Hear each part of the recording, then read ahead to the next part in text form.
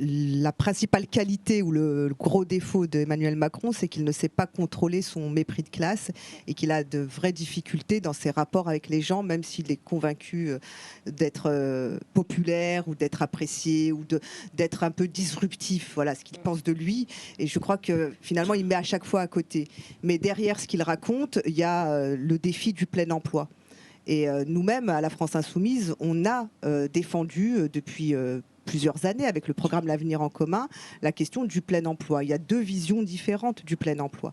Emmanuel Macron, il dit c'est très facile de trouver un emploi, il vous suffit de créer le vôtre. Devenez auto-entrepreneur. Quand vous regardez les créations d'emplois dans notre pays ces dernières années, c'est 2,3 millions de micro-entreprises. C'est énorme.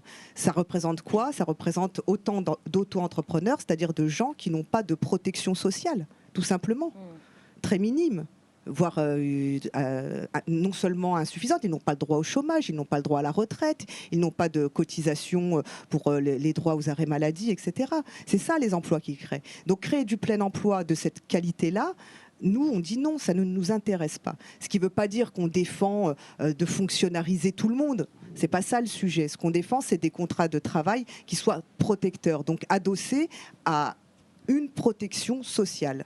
Je ne vais pas monopoliser la parole, mais voilà ce qu'inspirent les déclarations de Macron. Moi, je ne suis pas pour qu'on reste à la surface des choses. Ces provocations, elles sont ce qu'elles sont. Bon, on finit malheureusement par être habitué. Mais derrière, il faut vraiment prendre conscience de ce qu'il véhicule et de ce qu'il défend comme projet de société et comme projet de travail dans notre pays.